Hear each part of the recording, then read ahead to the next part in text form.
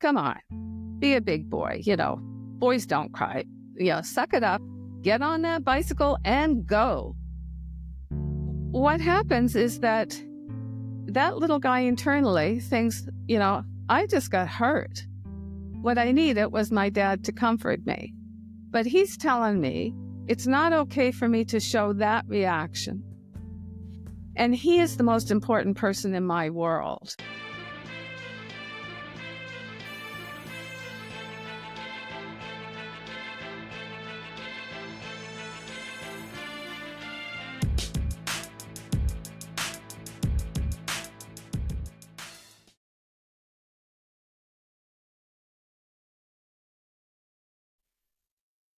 All right, guys. Hey, welcome to another episode of Mediocre Dads, where being mediocre is a choice, and you have to refuse to be mediocre every single day. I'm your host, Queon. I go by Q, and I am joined by a very special guest named Kathy Imabayashi. Did I say it right? Yes. Oh, man, I was so nervous to say this wrong.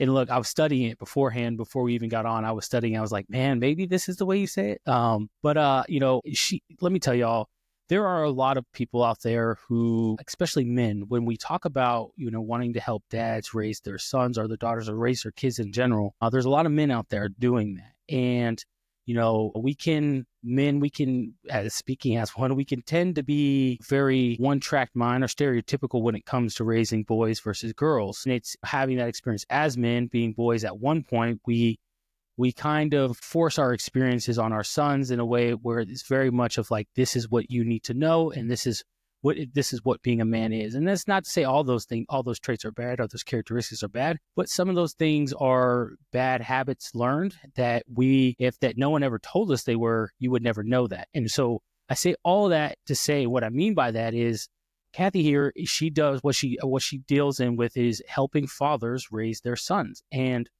the perspective of one, of a mother, but two, of a woman outside of the male perspective, helping fathers raise their sons, I think is impeccable, because again, we can get blinders on. We're to the point where we are like, hey, this is how we do it. This is the only way to do it. There's no other way to do it. But from the outside looking in, the outside perspective, it helps us to be, one, to be better fathers, two, to be better men, but three, to be better leaders within the home. Right? Because these are things that that someone else can see and let us know, like, hey, maybe there's a new way to try this, or maybe try it this way, because, this is what he can respond to, So I think the insight that you're going to provide today, Kathy, is impeccable, because again, a lot of us men get very one-track minded, especially when it comes to raising sons, on how we think sons should be raised, where it's like, oh, they got to be tough. So we got to, you got to break them in, make sure, every so often they can throw a punch still, or whatever the case might be. And where it can come off more of a, like, is there a role to grow up to be more physically tough rather than mentally tough? And so there's a lot of aspects to it that I really want to get into it with you. But first and foremost, I want to start off with, you mentioned that you lived in Canada and then moved to Japan. And, you said you read a book, and the next thing you know, you were like, I'm off. I gotta go find this, gotta go out there. Right. So like, what, can you kind of explain that a little bit more? Like, what was the book that you read, and what made you make that decision where you're like, you know what, I'm doing this? Because that's a big move, right? From Canada to Japan, especially if you don't speak the language. So like, what kind of prompted that? As I mentioned, I had gone from the east coast of Canada to the west. There was no place left to go west. I was as far as I could go. I was, I think, probably having a female 30-year-old crisis in my life, and wasn't quite sure where I was going. I knew the road I was on was not the right road for me. That I knew for sure. I had enough signs of that. And just by chance, I picked up, the first book I picked up was Shogun by James Clavell. And he's a brilliant writer. And so anyway, when I read that book, there was just something that happened there was no rhyme and reason for it. And it really wasn't about the book. Like that wasn't it. But there was kind of this little voice that just kept saying, okay, you wanted to know, what's your road? This is it. You're supposed to go to Japan. And, I kind of, that's a lot of work, but yeah, here we go. So within 3 months, I had a job in Japan. And at that time, there was we didn't use internet. So it was all done by mail, and I bought another book that was Jobs in Japan that had addresses of schools that took foreigners. And anyway, I packed up and I left. And that just changed the whole trajectory of my life from that point on. Man, Japan is one of the places that I want to go. It's been one of those places on my bucket list that I said that I will, if I have the first opportunity to go, I will. And so when I joined the Army, one of the duty stations, they were like, we actually have 3 places we can go within Japan. And they were like, I was like, hey, I would need to go to Japan. But, being married and having kids, and especially at the time, it was kind of towards the end of COVID, but you weren't too certain what was happening. My wife was like, well, maybe we should do that, put it on the back burner, go somewhere next time. But, maybe it's not best to leave the country right now due to all the COVID restrictions and concerns with that. So I opted out of it. I didn't go. But Japan, I tell her all the time, I said, if the first opportunity I get to go to Japan, I said, I'm going. Like, she knows it. Like, she knows it. That, like, that's the place I've always wanted to go. You can ask me why. I have no idea why. There's something about it that I've always been that I've just been like, I got to go. I got to go for it and experience it myself. Okay. So for you're an educator. You go to Japan, which, by the way, people think very small of the fact of like what you had to do back then before the internet and cell phones and having accessibility like that. I don't think kids today can imagine saying, hey, go get a book that explains all these jobs and good luck to maybe see if these jobs are still available when you write and whatever the case might be. But then also getting a response and not being able to get a response right away. I think a lot of kids will undervalue that and the ability just to pick up their phone and be like, I'll go look it up right now. Well, yeah, I don't know that it would happen today because by the time, I sent a letter home, like after I had everything in place and sent a letter home to my mom and dad, and by the time they sent it back, I was already gone. Like there was no feedback or anything. And there was no, like the world was smaller, I guess is how I would say it. And I've never been a news person. I don't like the news. So I had no reference to go. Like there was nothing to keep me back. I knew nothing. I would not be able to read or communicate or like nothing. So it was just a real shot in the dark completely. Yeah. That is, again, it's one of those things where, you take a leap and then next thing you know, that leap works out and you're just like, gosh, where would I be if I had just decided to stay in Canada? Like that, it's just one of those things. But you went on to say you got married, and you had a son. And so what, was that part of the plan? I know you mentioned, I got some insight, guys. So there's a reason I'm asking that question. But was that part of the plan for you to say, hey, I'm going to go to Japan, get married, have a kid, and this is where I'm going to live for the rest of my life? No, I grew up in the 60s. So I was very strong into the women's movement and, independence. And so what I thought was going to happen with my life was, I never thought I was going to go to Japan. I thought someday I will probably end up in Africa because that's where my interest was. There was something that resonated very, very deeply with that. And I was never going to get married, but I was going to adopt children. And so I knew I wanted kids in my life, but that's what I thought my life was going to turn out to be, not this one. So when it happened in Japan, again, it was just I started seeing my husband the year I made the decision I was going back to Canada. I had been in Japan for, I don't even remember now. I've been in there for more than 5 years. And anyway, I decided I was going back. I was going to go to university in Vancouver, change careers, get into social work, which is what I thought I was going to be doing in the first place. And I knew I was only going to be in Japan for 1 more year. That was it. I was leaving. Done, dusted. And that just happened to be the summer of the beginning of that last year is when my current husband and I started a relationship. I'd known him for years before that. We were kind of in the same circle, but he was just a good friend until that point. And I had said to him at that point, I will, happily spend the last year here with you, but just recognize this is going nowhere. This is just a fun time for a year, and I'm going back to Canada. So if you can handle that, giddy up. And if you can't, no point in starting something. And that's how our relationship started. And the strange thing of it all was that he kept saying, we will get married and we will have a child. And I kept saying, we will not get married and I can't have kids. But he was a sweet guy, like just sweet and pure. And that whole year, I tried to get the arrangements in place to return to Canada and get into university. And my sister helped me with, sending in the, payments and helping me with transcripts and all that stuff and back and forth. Remember, no internet. We're going, the slow train for communication. And long story short, anything that could go wrong went wrong. Absolutely everything.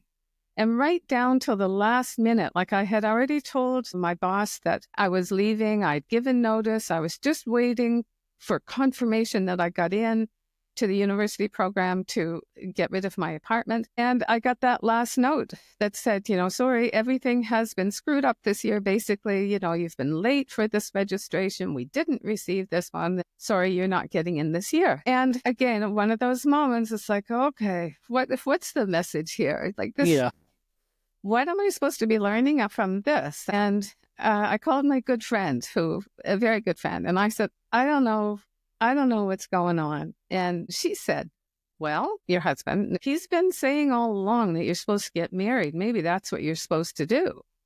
And I thought about it for a second, and I called him and I said, were you serious? Like, were you serious? Do you want to get married? And like, I don't know how he ever put up with me. I don't know how he still puts up with me. But it was like, yes. And I said, well, okay, we need to do it this summer. If we're going to do it, I'll contact my parents and see if they can put a wedding together. I should probably meet your parents. I'd never met them. Wow. And so we made that plan very quickly. And he had also said, we will be having a child. And I told him, physically I couldn't have children. And he found this specialist, and we went and saw him I think it was like a month and a half before we were flying home. And the specialist said, we'll give it a try, have this, surgery. He said he had a 75% success rate with this. And I thought, oh, well, okay, let's give it a go. I'm game. I didn't know at the time he had only done 4 other people. Oh, wow.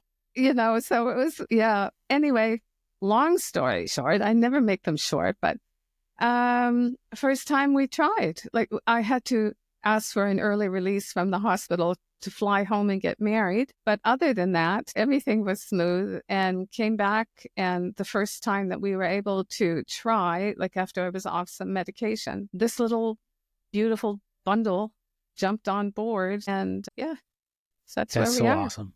That's so awesome. I love that. The unexpected when it happens. And the fact is, sometimes the thing that we're like, hey, this is never going to happen for me. When it does, it turns into one of the most beautiful moments in our life. And I say that because I would tell people all the time when I joined the Army, I say, I'm only doing 4 years. I said, I'm doing 4 years and I'm getting out. That's it. You can't convince me to do any more. I said, honestly, truthfully, they'll probably kick me out because I'm just not, this is not meant for me. 12 years later, here I am. And, I have had a lot of ups and downs, ebbs and flows, but it has been an opportunity that I would not change for anything. It's really helped me grow and to become the person and the man that I am today, which kind of segue into my next part of my question here is because, joining the military, especially where it was predominantly a man, let's just go with this terminology. It was a male sport, if you will, right? For the longest time. And so, I part of me had expected and was like, hey, I'm going to go become a man. I'm joining the military. I'm joining the Army. I'm going to go become a man. I'm going to learn what being a man looks like, how men operate, how to be cool under pressure, all these things, all these characteristics that we as men, but even women sometimes idolize, especially in their fathers, as like that is the makeup of a man. And so I, joined the Army thinking like, this is where I'm going to learn manhood. This is where I'm going to learn this, right? And don't get me wrong, I learned a lot of things, right, in that regards, but I always find myself leaning back on what my dad did, right? Like the things that my dad taught me that I did not know that he had taught me until there were situations in which I was thinking, I was like, what am I going to do?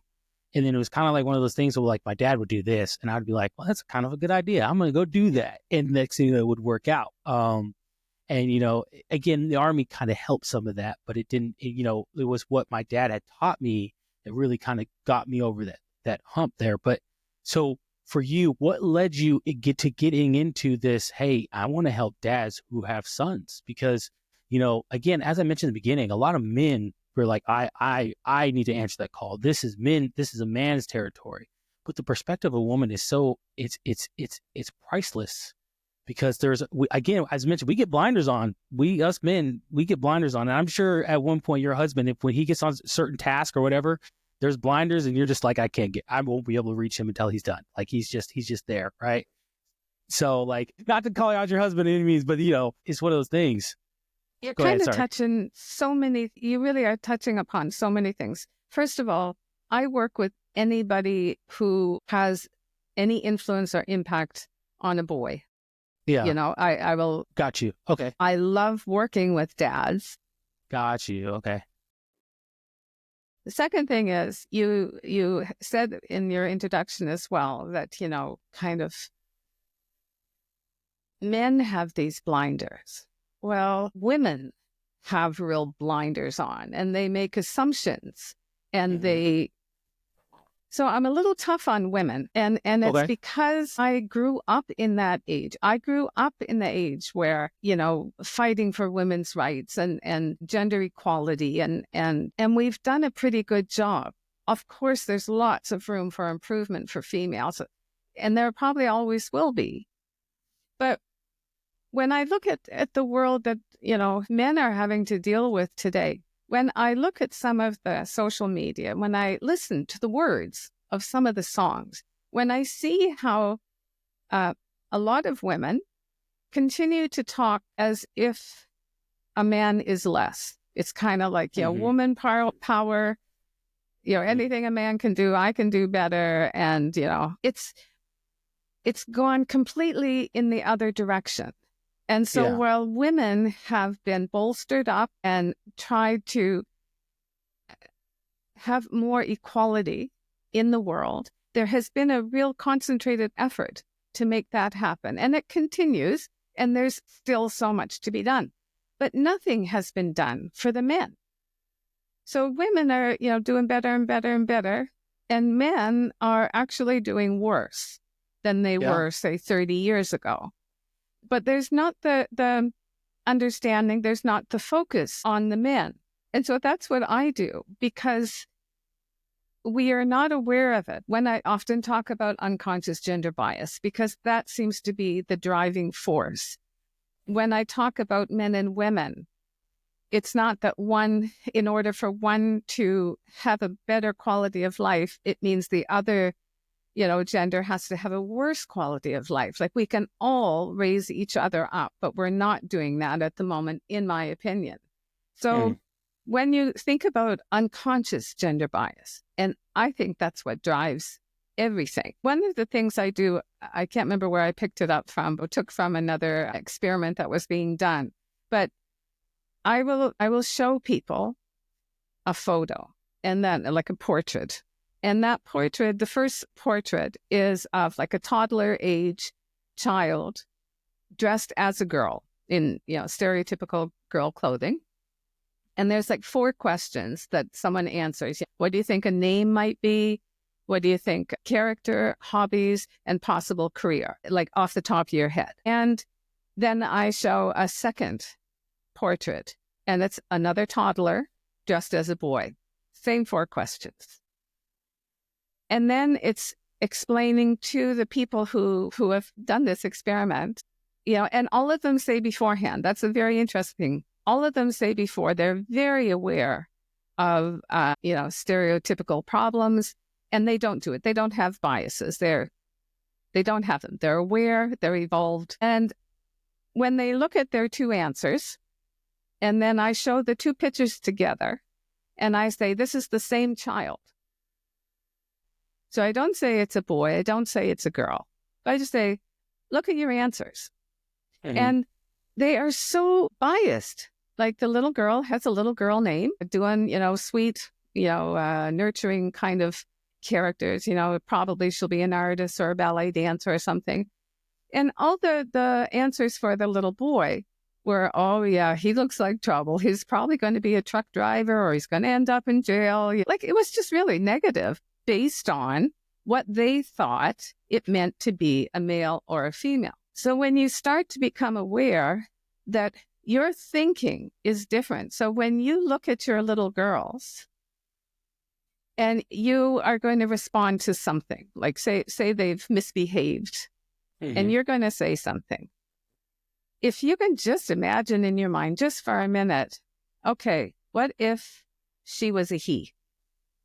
What if that was my son at the same age doing the same thing? Would I respond in the same way?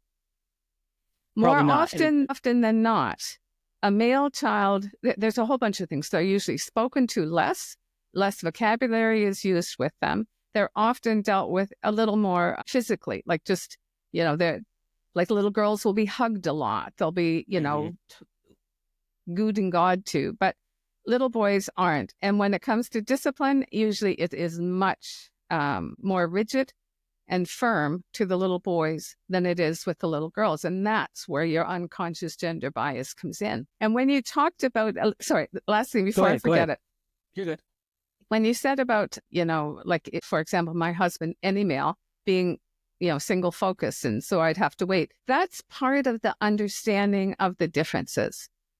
Like, I've gone through generations where, the current thought was to neutralize. So there's no difference between a male or a female. We can all, that's,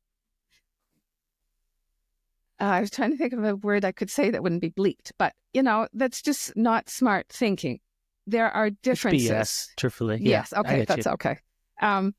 There are differences, and that's one of them. One of them is that in general, but keeping in mind, everything is always on a spectrum. So you've got some males, this would be, right in the line and the mm-hmm. other ways. But in general, men are very skilled at being single-focused.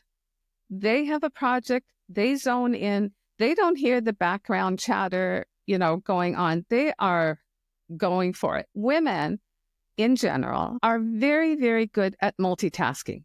They can be on the stove, on the phone, watching that toddler on the floor, thinking about the grocery shopping in her head, really, really good at it. But we don't recognize the differences and recognize and then respect those differences. So if my husband, or when I was working with boys, if I have something I need to say, and usually, I'll say it once and I get no response. I know not to assume if I speak louder that I'll get through, or that it's an intentional, disrespectful ignoring that's going mm-hmm. on. They're being disrespectful to me. If instead of making that assumption, I go over, make some kind of physical contact, whether it's, a hand on the shoulder, get attention, and then ask whatever I need to ask. Because in that first go, they didn't hear me. So as a woman, I take it as a slight, because if it was another woman, she would have heard me. Yeah. Well, you said a lot, and I agree with a lot of your points. I think that when it comes to raising sons versus daughters, and I even said this beforehand, and I think this is why God blessed me with 2 daughters before a son, is because He knew that I lack patience, and I'm not perfect by any means. I would never claim to be, but I had this idea in my head of where it's like, I'm going to have 2 sons and like, I'm going to be done having kids. That's going to be it. Right. Or like, it's like a son and maybe a daughter or whatever. But I made it, I thought in my head for sure, I was going to have, at least have, two or one to 2 sons. And then like, I was going to be done having kids. Right. And but I had done in my head, I was like, okay, when it comes to my son though, I'm going to raise him up right. And when he's 15, I'm going to throw some boxing gloves at him on his bed. When he's sitting on his bed one day, I'm saying, meet me in the backyard. We got to handle this. And then we're going to go at it. It's going to be my way of teaching him, some toughness, but then making sure he knows how to protect himself, defend himself, and defend his mom if need be, or his younger sibling. And then, and then we'd be good and get older. And it was more of a competition, right? And it was a competition in the sense of like, I need him to be better than me, but I don't need him to know that I'm trying to prepare him to be better than me, right? With our daughters, and with my daughters in particular, there is a lot of, I'm still firm, and I believe the Army has taught me a lot about standards. And so I'm very, very much about standards and believing that we can hold people up to if we hold them up to a higher standard, we'd be surprised if and when they meet it. They may not meet it right off the bat because they don't know the standard that we have created in our head yet. But once they understand that there is a standard and that this is what we expect of them, parents would be surprised at what our kids are able to achieve when we give them the opportunity to do so. And so, with my daughters, I'm patient. I've learned a lot of patience. But if I would have had a son, I don't think I would have had the ability. I don't think I would have learned that patience that same way, because my expectations would have been higher. My standards would have been higher for my son versus my daughter. And it's not that I expect my daughters to be less than my son. It's simply that my daughters, I have my belief, my understanding is, at one point when my daughters get older, I want them to be capable. However, one day they'll get married, they'll have their own kids, they'll have their own family, and it's on the man to provide. That is the man's responsibility, and that is where he's supposed to be. And so when it comes to me raising my son, my mentality is, while my daughters, I want them to be more naive than my son, because the world is very unforgiving. It's unforgiving for everybody, not just, men, or not just for men, but it can be more unforgiving at times for women. It can be more unforgiving for men. But being a man myself, one of the understandings that I have is, if you fail as a man, I can count on my times, how many times I've failed and how many people have been around me to help pick me back up. Very few. As a man, when you fall, it tends to be you're by yourself. And I'm speaking very generally here. I'm not speaking as if this is the case all the time, but it's you, when you fall, what tends to happen is you're by yourself and you have to pick yourself back up. And there's not people around, usually other men around you to help you pick you back up, because the expectation is, if you fail, you get back up. But also the expectation is you can't fail, because if you fail, that means you let your family down, you let your loved ones down, people are relying on you. So how could you fail? There's no opportunity. There's no space for failure. Time to learn failure was when you were a kid. Now, as an adult, you can't fail. You can't. You absolutely can't. And so there's a lot of stress on men in that regards to do so. And where at times where women, and this might sound mean, but that's not my intention, where they have multiple chances at success, rather than men is, if we fail, we don't have the ability to pay our mortgage. We don't have the ability to put food on the table. We don't have the ability to send our kids to school if they're paying for school, right? So there's these things that there's a high cost at our failure, because the expectation is that we provide. Sorry, I said a lot there. Here. I'm writing notes. No, you're good. I like it. Oh, there's a lot of things there. First, I'll tell you, when you were talking about, having a boy or having a girl, I was exactly the opposite. I was terrified I was going to have a girl. Like, really? Terrified. Because I understand girls. Like, I have 5 sisters. Like, I know girls. And I also, I could see myself in her if it had been a girl. And so then I think, and I'm an overanalyzer, and I'm a highly sensitive person. So Same. My feeling was that I would be projecting on her. I also was terrified that she would be as sensitive as I was and feel as much pain as I have felt. And it terrified me thinking it might be a girl. So when a boy came, I was like, okay, clean slate, like, So I think that is connected sometimes with, what we're bringing into parenting, very, very much so. And then there's two more things. And one of them is, so have you heard about, what they refer to as the boy code or the man box? Yes, I know. Oh man, might have to look this up. So I've heard of it. It's not something that I've kept in the back of my mind of like I remember what it is. But if you can explain it, by all means. So the man box is a little bit. Someone coined it a little bit newer. It was the first book that really got me going on understanding more about boys was a Dr. William Pollack, and he wrote Real Boys, and he's out of Harvard, and he had an institute for men or something, but he was very much into studying about men. And I think he first started doing that after Columbine. And it was like trying to understand how did that boy who did such a horrific thing, how did he get there? Like, how was that pain inside so, horrible that could happen? So that's kind of where he was coming from. And his book is fantastic. And actually, he has just as an aside here, he has a workbook. Like, this is quite old, but he has a workbook specifically for dads so that you can go through and try to understand what you're bringing into raising your son that's coming from your history, and then making decisions what you want to do with it. But he was the first person that coined the term boy code. And the boy code is like the myth. It's what society says a boy is supposed to be. So it's boys will be boys, boys should be boys, and boys are toxic. So what that tells you is that boys should be aggressive because they have testosterone. So of course, boys will be boys. You can't do anything about it. You have to be aggressive. That's just the way it is. And the problem with some of that is that then you have different standards. You let things pass that, if a girl did the same thing, maybe you would jump on it. But a boy is doing something, they're being a little more aggressive than they should be. You think it's just a boy thing. And so you don't hold them to as high standards as perhaps you should. And the thing, boys should be boys. That's what you were talking about as far as you should never fail. You should never show any weakness. You should not be vulnerable. You should be strong and stoic, stand on your own 2 feet all the time. Yeah. Quite a few things with that. And then just that boys are toxic.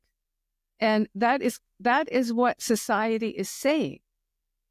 So what happens is that you get a little beautiful, pure boy that comes into this world, and they don't know what those myths are yet.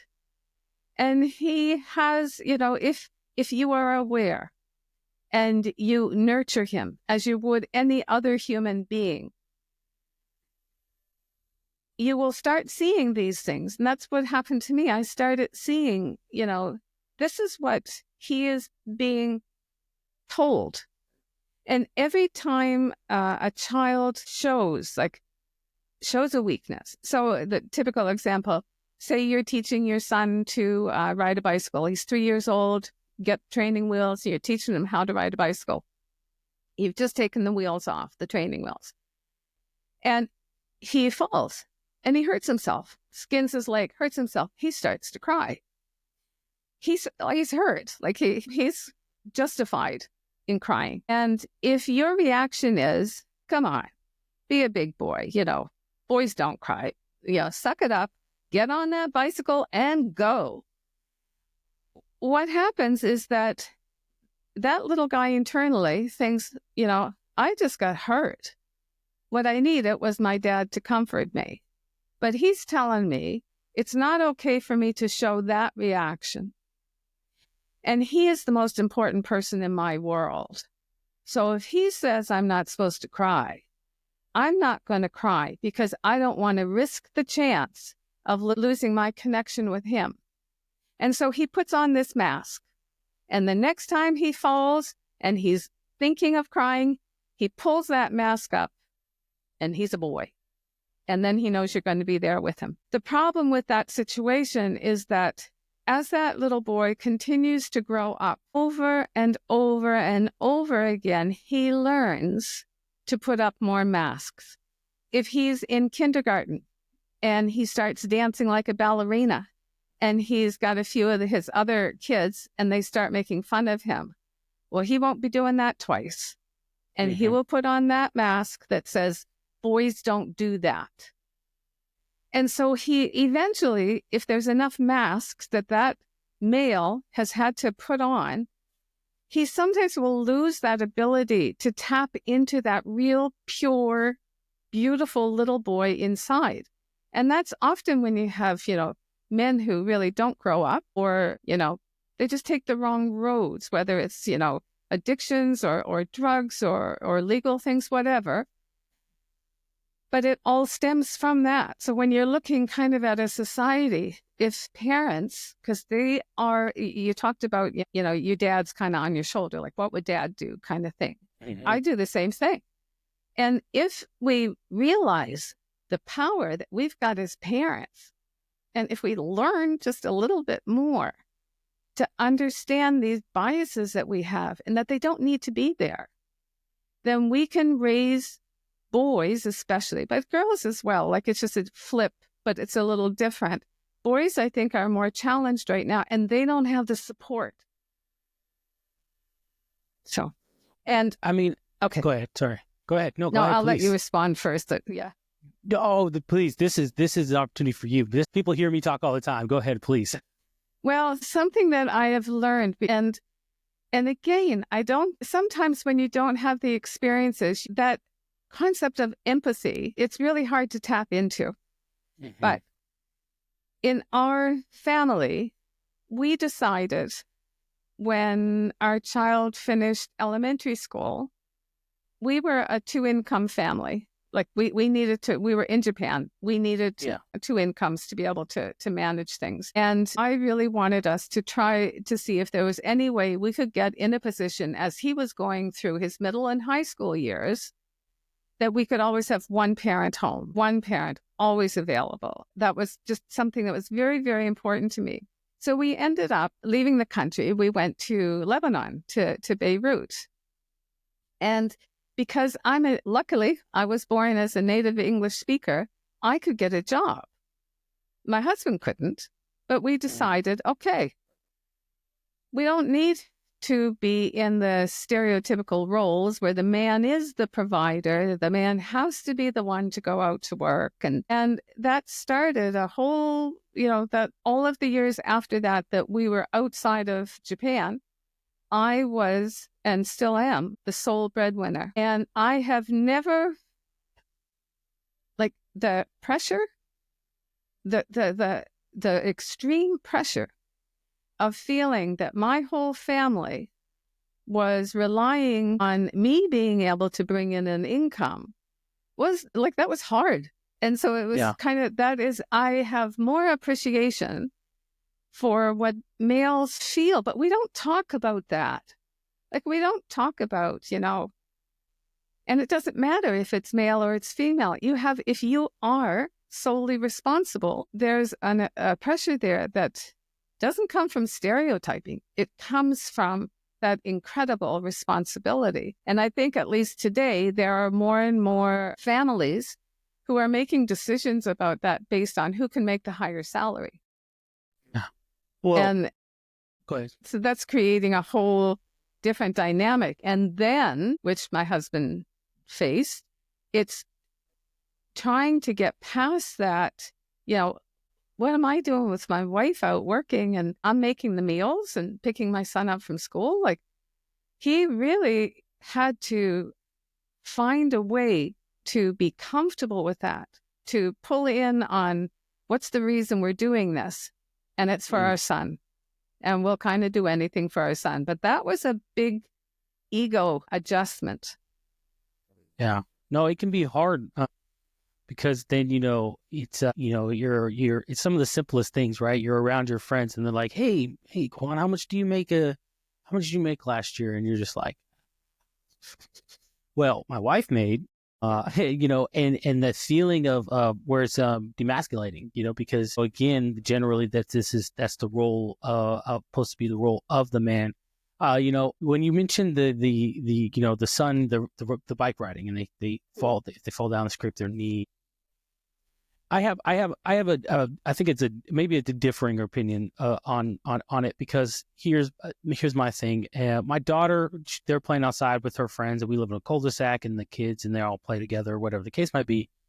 I remember she was running around, and she just somehow, some way, she fell down, and she kind of scraped her knee a little bit, and I told her, and I looked at her, and I was like, hey, you all right? And because my first question is, all right, are you all right? If I see the reaction, and I think this is essential. Depending on the reaction, if there is a clear, because we all know our kids, right? So like, I can tell when my daughter's trying to force herself to cry to get a certain reaction. So when I see that, it's like, okay, all right, you may be hurt, but you're not as hurt as you're about to claim. You're as bad as you're about to claim to me as hurt you as you are, right? So she came over. I could already see her trying to force those tears just to come. And I was just like, okay, hey, we don't need to do all that. Go ahead, take a seat. Said, take a little break. Let me look at it. All right. Hey, let me get wet paper towel, damp it up, scrape it off. It's like, other than that, you'll be just fine. She's like, no, I need a Band-Aid. I need a Band-Aid. I'm like, no, you don't need a Band-Aid. I was like, you don't need a Band-Aid.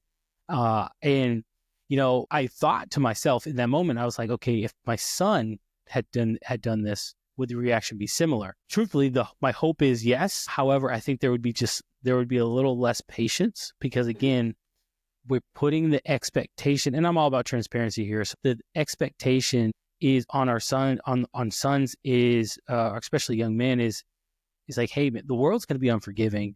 So I have to be, I can be forgiving, but I have to hold back, because if I just give you nothing but love, and I don't really show you what toughness is, well, when I send you out to the world and you expect the world to give you that same thing that I gave you, you're not going to be prepared for that. And it makes me nervous that if you fall, are you going to be able to get back up? I had this conversation with another dad, and this is one of the things that we were talking about. And this is kind of why some of my responses might seem scripted, or why I know why it's so quick with it, is because I've had this conversation with a dad like 3 weeks ago. And where I was telling him, I was like, it's so hard to try to find the balance of how do I love and nurture my son, where I can give him a balance of like, hey, yeah, you got to be tough, right? But I don't need you to be tough all the time. And you don't have to be tough for me. Okay. You got to be tough for yourself, right? Like, I want you to, if you're going to be tough, I want you to be tough. And I want you to, because I want it to help your confidence. I don't want it to be tough because you're trying to prove yourself to everybody around you. And that's the same thing for my daughter. It's like, hey, you got to be tough, right? And, and the world's going to be unforgiving. But, still, if you're going to be tough, I want you to be tough for you. And I say that because I want it for both of them, but I understand when we see an older woman or a younger lady cry, say they're 16, 17. So you got a 16-year-old girl and a 16-year-old boy. When you see a 16-year-old girl cry, you're like, oh my gosh, your heart breaks. You're like, what's going on? Why is she crying? Who do I need to hurt? Because this 16-year-old girl is crying here and she's just in shambles. You see a 16-year-old boy cry, and you're like, hey man, don't do that in front of everybody. Come over here. What's up, man? What are you crying for right now? Your manhood's going to be in question now. And we do that innately because we're like, men, this is where you are. This is where you're supposed to be. This is the expectations of you. And I'll surmise with this. I believe that innocence is preserved for my daughters, and in the sense, and what I mean by that is, I think of, because I have been to war before, this is kind of where my mind goes. Unfortunately, I think it is when we evacuate, we always evacuate the men or the women and the children first, right? Yep. And in the sense, and part of me, in this big part of me understands this, is like, hey, like that's where innocence derives from, is the men or the women and the kids. Now, men need to be able to be, it's kind of like a sheep and a lion at the same time. I need you to be able to sheep when you're around your family, cool, calm, relax, or whatever. But I need you to be able to flip a switch and become a lion if necessary, because you have to, your obligation is to protect. Your obligation is to defend if necessary. It's not to say women can't, but it's to say as men, This is kind of what we've been nurtured to believe, or to how we've been grown up, is protect. You need to protect your mom. Even in back in the days, hey, dad's leaving for a business trip for a week. Hey, young man, hey, make sure you protect your mom. He takes that as a badge of honor. I need to protect my mom. Hey, make sure you protect your mom, protect your sisters. He takes it as a badge of honor, like, I need to protect them. I need to make sure they're okay. Something can't happen to them. But we put this on them so much, it is a heavy burden that we don't understand that we're taking away the ability for them to be kids. They're still kids. I remember when my daughter came out, and I was like, oh man, I could never raise my voice at this precious little thing. Now, after this, I guarantee you, my daughter's going to do something where I'm like I feel I have to raise my voice, and I'm like, gosh, what happened? So that's all I got. I'm sorry. I went on a tangent. No, it was good. I kept thinking I wanted to say something back, and then I got pulled into what you were saying and just forgot a whole lot of things. But sorry. No, don't be sorry. As I said, I think the most important thing is the family life, whatever it looks like. Mm-hmm. And I think we don't know the power we have. And Yes. I think any child, as long as they know that they have a safe space and that they have at least one person who has their back, they're going to be fine. Yeah. When I think realistically, like, I made a mistake when we were raising our son, and I was very anti-violence, and we did not have any guns, at home. I was the butt of most of the jokes of my sisters, but I was very firm about that. But what I missed was, so you were talking about, from the boys' perspective, there's some big statistics about boys being recipients of violence. And statistics are high, higher than we would maybe imagine. And so I believe that boys should, as well as girls, I think every single human being should learn how to protect themselves. Always, always. Because you never know what kind of a situation, you never know any of those things. So that's really critical, that any child knows how to protect themselves. But when, that boy doesn't need to feel all the pressure that he does. So if you're in a home environment where you can still, I'm really firm. I've always been firm, but I've been fair and I've been consistent. Yeah. And those three things work really, really well with a boy. And what I understand about how the language I use is impacting my son, things I understand about why shame and embarrassment is the very worst thing that a little boy can feel. I'm very cognizant of what he needs to feel complete and have a high sense of self-esteem. Still recognizing he's a boy. And yes, you can't be innocent your whole life, but I want to raise my kids to believe in the goodness of people. But I also want to make sure that they can protect themselves from the badness in people. And it doesn't matter, I don't think, if it's a girl or a boy. Yeah. And I think the more straight conversations, the more like I made sure that my son read some of the stuff I was reading about, what it means to be a boy, letting him know that that's not, you don't have to follow that. You don't have to be that guy. You can be your own guy. I saw him when he was just young. And I saw where, really good friends of ours, both kids, 5 years old, girl and a boy. And the father made an assumption that he needed to protect his daughter from our son. And it was like I shook my head because that little girl was some tough little cookie. So, but that's that's what the boy would feel though.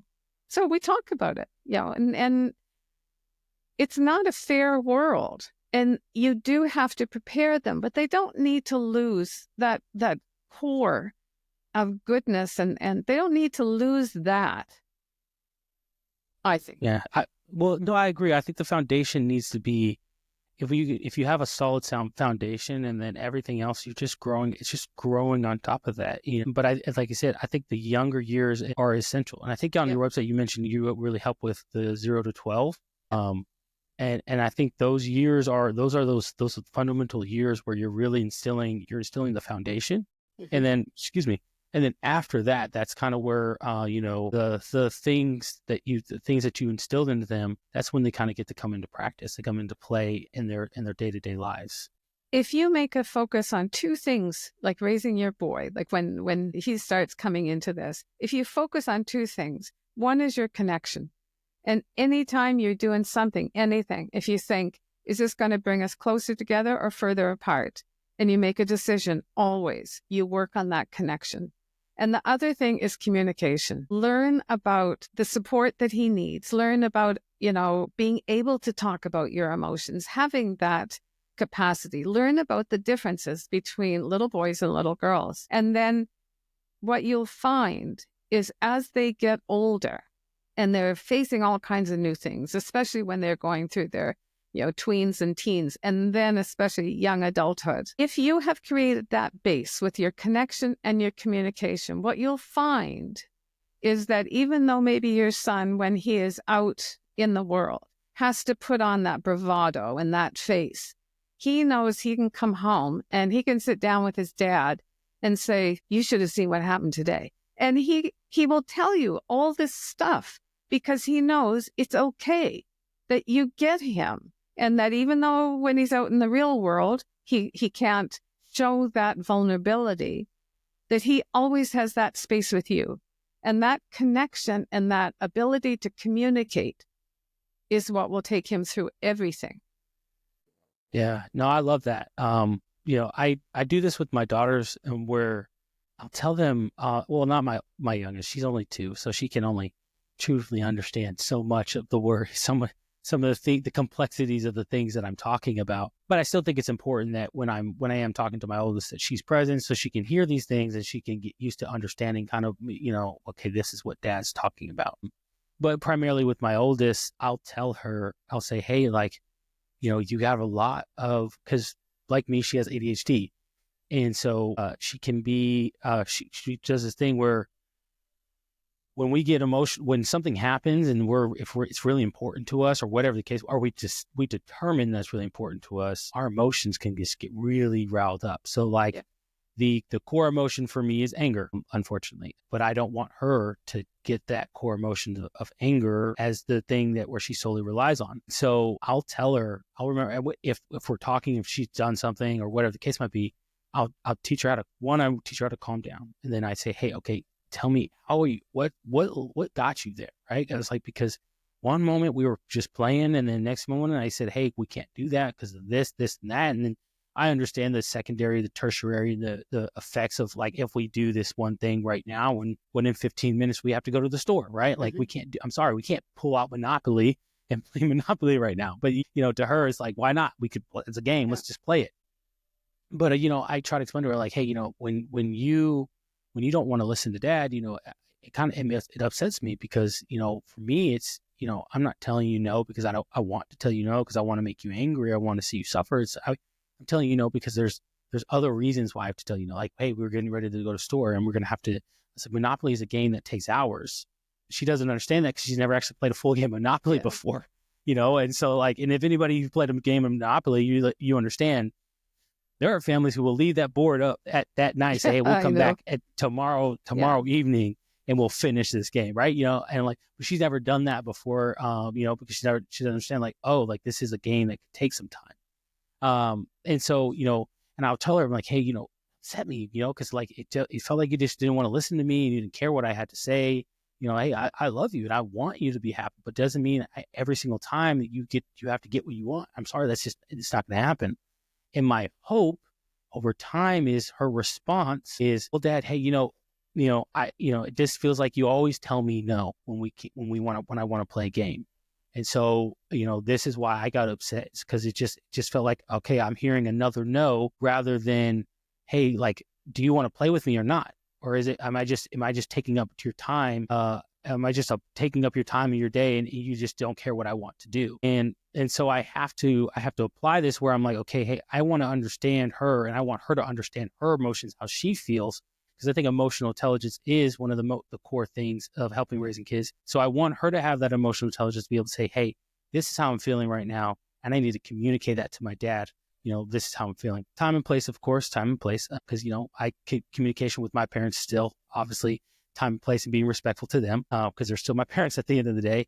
But the same thing is I want to apply to my son. And I think it's perfect what you said, hey, you may have to put on a mask when you leave this home, in the sense of like, hey, not everybody can see the real you. Not everybody deserves to see the real you, because unfortunately there is just, wickedness out in that world. However, when you do come home, this is a safe place for you to be like, Dad, listen, Tony today, man, he was ready to fight Seth. And, I had to calm him down, like, hey, man, it's not worth it, and, he was talking really big, but, Seth, he doesn't, not even, he can't really do 5 push-ups. I don't know how he was going to go fight the biggest guy in school. I don't think that was a good idea, and we're having this conversation, and he's able to express to me, like, hey, I was kind of scared because, that he's a big guy and I've never been in a fight before. So I was nervous for Seth, but he's my friend. I'm like, what do I do, Dad? And seeking that insight. And I want to be able to do that for my kids, where it's like, hey, you seek that insight, I can give it to you. Yeah. We're in a place where it's like, okay, cool. My dad, he understands. My daughter for the same thing. Cool. My dad understands. This is not we're building robots, right? And, me and my wife created these human beings, and now, hey, we're going to make them all robotic and say, you will do this. Sit in your chair for 8 hours. Don't talk. Don't move. Take notes. Prepare for the test tomorrow. Hey, don't talk back, as if they don't have a voice. Like, we forget these are human beings that are coming up in the world. So there's 2 things there, one little thing, but one really big thing that if you use that, as you're going through all your parenting life, really, but especially parenting, it's if you look at almost everything through the lens of curiosity. Mm-hmm. If, however your daughter is reacting, if you get really curious, it will change your perspective. And so you'll be having different conversations, because you're not assuming that she's done that because of ABC. You get really curious. And if you have that conversational foundation, eventually, with your curiosity and your questions, she will be able to, and he will be able to talk to you about things you wouldn't get to without going from that direction. The other thing, because you've got younger ones especially, but even as they keep growing up, as a parent, as many times as you can, do not use the word no. Adults don't like it. If you say no to me, it's like, I don't think so. Like it, so it's the same with them. And, if she says, I want to play Monopoly, that's not going to happen. Then your answer is, yes, I really want to play too. We're going to the store in 5 minutes. So let's schedule this for later or something. But it's always yes, because then they can hear you. As soon as you say no, it's like, I don't think so. They shut down. So simple, especially if you're looking at a 2-year-old who's going through that no phase herself. Oh, man, that 2-year-old. I don't know if you could hear her screaming in the background, but she's basically been screaming almost the entire time. She's quiet now, but she was coming up the stairs screaming. She was looking for me. I could hear her. My wife was grabbing her, getting her, but she was looking for me. But those 2-year-olds, she is... Big emotions. Oh yeah, and it also has to do with the second child. Yeah. I didn't know that the second kid was going to be different from the first in the sense of the second they demand attention, right? Like the first when they were like, hey, I got attention and I like attention, I want attention. The second one, no, I demand attention, and you're like, okay, hold on, there's 2 of you, let's figure this out. And like, no. Forget them. I demand the attention. I am the center of the room right now, and I will make sure you know that. And it's so great because she's so precious, she's so beautiful, and I love her. But it's going to be a different dynamic because my son's due at the end of March, so it's a different. Wow. Yeah, it's going to be a different ball game with 3 kids running around the house. Well, not running yet, but 6 months to a year running around the house. And my oldest being the one of the ones who's going to be like, they're just annoying. I know because she tells me her sister's annoying. I'm like, hey, listen, before he comes and before your world gets 30% busier than it is now, read my book. Seriously, not, I'm not, I mean, it sounds like I'm pitching the book, but that's not really it. You are the I love prime, it.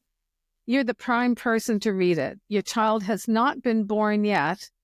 You're open to learning more and understanding about gender bias, and just get a picture of what his world might be like in those first 7 years of life. Like, you've got a Yeah. golden opportunity. Yeah. No, well, I think it's an opportunity. I'll definitely be checking it out. Because, again, as I told you before, I love to learn. I think, knowledge is essential, Yeah. for the development and the growth of humans, as a whole. And it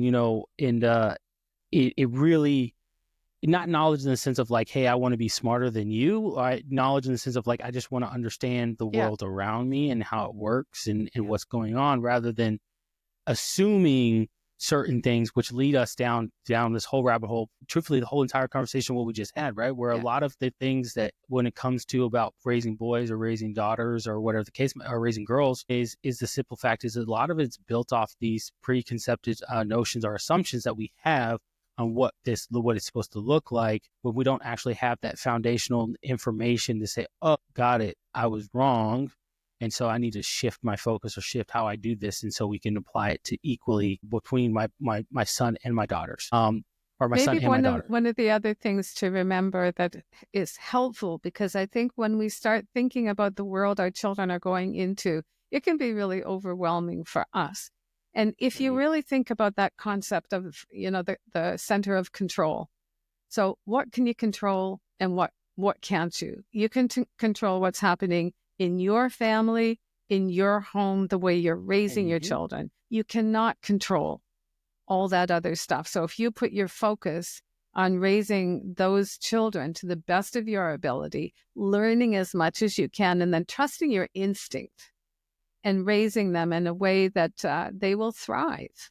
But that's all you can control. You can't control that world that they're going out into. That's also why those first years are just such a powerful time, because you're the center of their world. They don't have that outside influence yet. And I try to tell people, seize that moment when you're the center of your kids' world. Seize that moment, because man, the moment, as quickly as you were their center, as quickly as they will drop you. And so, especially when they get older and they realize they're like, oh, there is I'm speaking solely from experience of when I was getting older. My parents used to be my world, and I always around them. Then I got older, and I was like, well, I like her. I'm going to go check over there what that is. And sure enough, she became my wife. That was a very long time ago. So, but yeah, fortunate for me, she became my wife. And so, I'm very lucky in that regards. But hey, Kathy, I think this is a phenomenal conversation. I love this, right? And this is truthfully why I do Mediocre Dads, is because I get the opportunity to have these conversations with people that I never get to have before, that I never imagined myself having before. And I think it's from all over the world. You being in Japan, it's just one of those things where it's just like, this excites me. I'm like, man, I would have never learned about you or about your book or about all these about your perspective and having this interaction and more about myself without this. And this is one of the reasons why I'm really grateful for the podcast and being able to talk to people, especially like yourself, in that regards. But before we go, hey guys, so highly encourage you to check out her book. Okay. I'm on our website. It's Raising Boys Who Become Remarkable Men. I'm going to read the book. Okay. I'm a reader. Matter of fact, let me show y'all something real quick, because to prove that I'm a reader. I don't know why I'm doing it, but I'm going to do it anyway. I always have books around me. So like, these are the two books. I highly encourage this book right here. Oh, here we go. Point Man. Highly encourage that book. The other book is a pastoral book, but not necessarily important. But I always have books around me. I always have books in my hand and I'm reading, and I have Audible. So I have books on there too. So like, it's just one of those things. I love reading, and I love, again, getting knowledge and learning more about myself and others and how to do it. So I highly encourage y'all, check out her book, check out her website. It's going to be in the description below, so you guys can see all of that. So you guys can go check it out, check her website, check out everything. And if you're in need of you just want to know more and you want to talk to her, she has coaching. She has the ability where she wants to reach out and help you guys. Reach out. Just at least get a consultation to figure out if you guys are a good fit. Because I'm telling you, you'd be surprised of the people that you talk to and saying, hey, you know what? I need knowledge. Maybe I'm not that quite versed in this, but I know, I was on Mediocre Dads and he talked to Kathy and she might have some insight that I don't have. And I think she'd be a great person to talk to. So guys, check it out. Check out our website. Kathy, thank you for coming on. It means a lot to me for that you came on. It means a lot to the audience that you gave your time and your expertise and your experiences. You shared that with us because, it's a lot of people. Some people say they would do it, but they don't do it. And I think it means a lot when you're able to come out and say, hey, look, I have this experience. Let me share this because I want to help people.